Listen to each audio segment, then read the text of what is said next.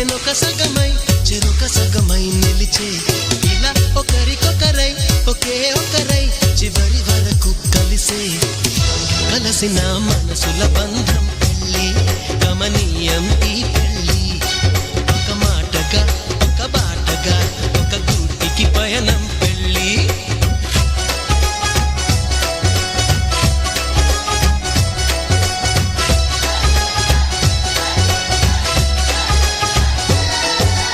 నాలో నువ్వొక సగమై నేనొక సగమై చెరొక సగమై నిలిచే